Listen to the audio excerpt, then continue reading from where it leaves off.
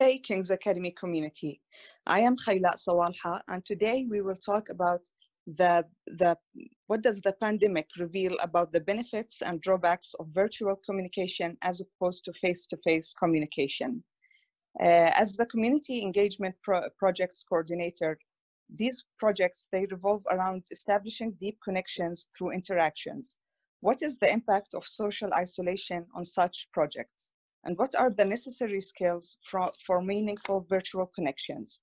My guest today to explore these questions is Jessie Wyatt, the Director of Reclaim Childhood Program in Jordan.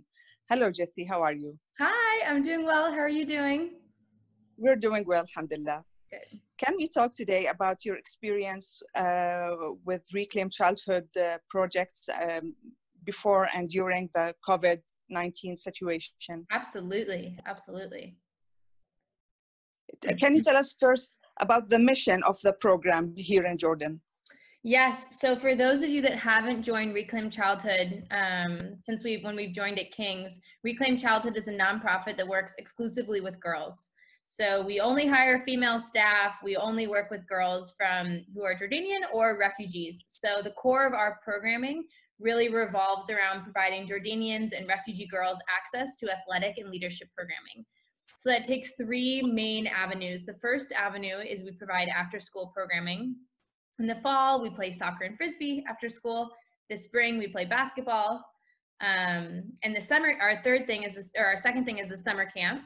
We do soccer, basketball, frisbee, and dance for a month throughout the summer. And then the third main program is our teen leadership program. So it's girls 14 plus who work on leadership development, nutrition, active listening, conflict resolution, etc. So the girls that we work with, as I mentioned, are Jordanian refugees from a whole variety of different nationalities. So actually work with 8 nationalities: Jordanian, Palestinian, Syrian, Iraqi, Somali, Sudanese, Yemeni, and Egyptian.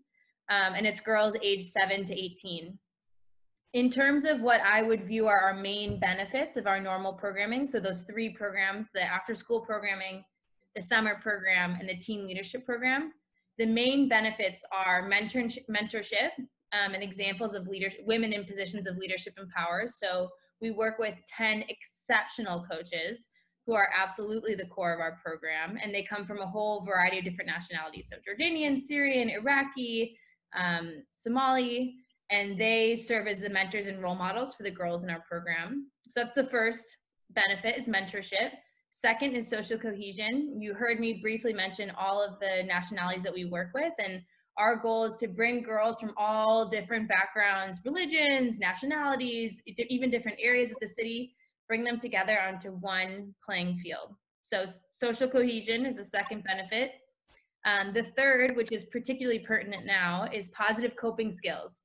So sports is a way to increase a girl's mental health benefits, giving her an outlet if she feels stress, or let's say she feels stressed in the future, she'll know that sports help her feel good.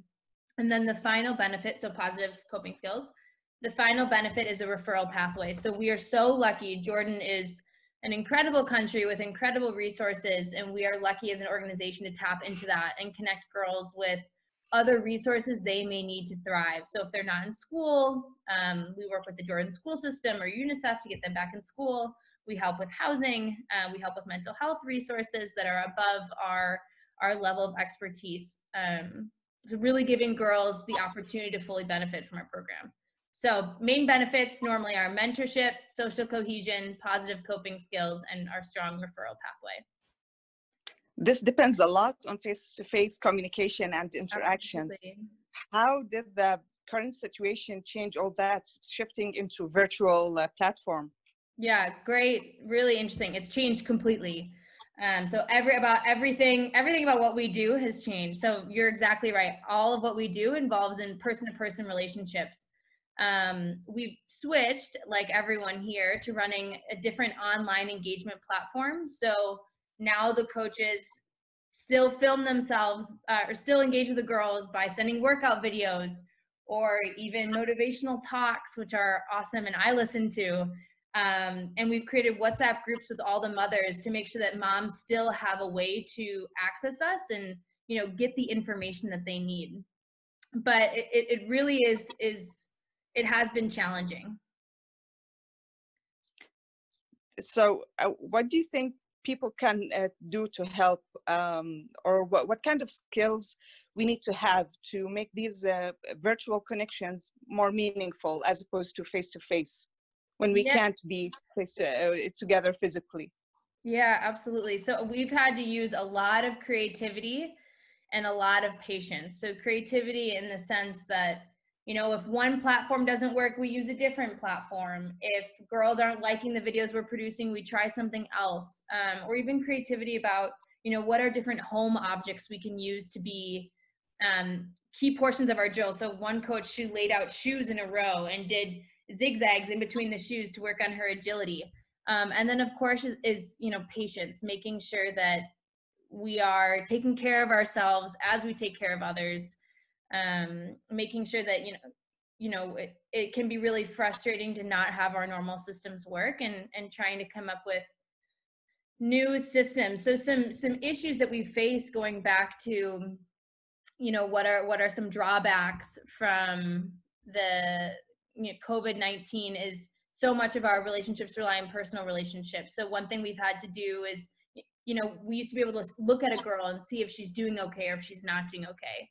Because we can't do that, we call girls. So we have very specific girls in our program who have a history of mental health stuff that they've been navigating, or they may need a little extra support. And now, since coaches can't see them, coaches will call them once a week, which is incredibly creative on the coach's part. And, of course, patient to make sure that they're calling at the right time, and then also just shows the dedication of our coaching staff.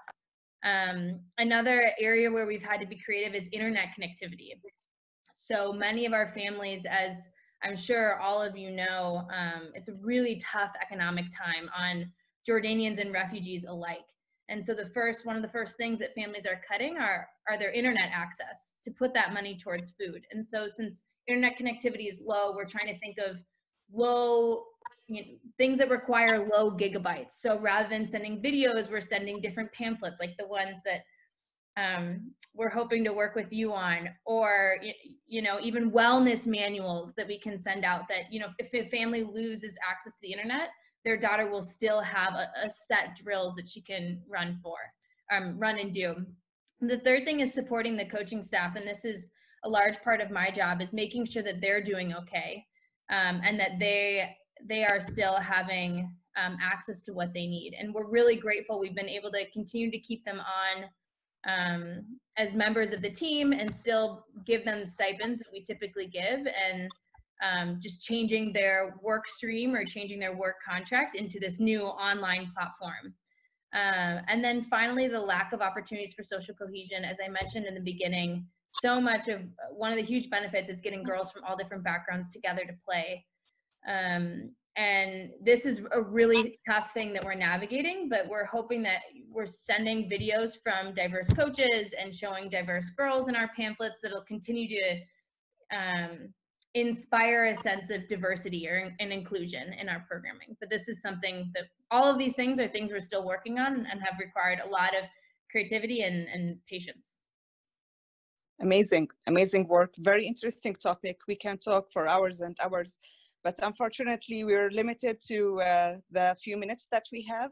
So based on this session with you, Jessie, I guess we can ask our viewers to maybe help us by providing us with a weekly calendar in PDF format that involves workouts per day with wellness and positive notes, or if they can prepare a similar calendar but for a month, also for each day, also in PDF format. Maybe they can also help us with providing step-by-step arts and crafts projects that these girls they can do at home with very minimal resources, minimal difficulty. So probably these things will help your project and your girls. Absolutely. Great ideas. That would be great. If you viewers can email them to me or Jessie, I will share the emails with you after this session. And thank you so much for watching. Thank you, Jessie.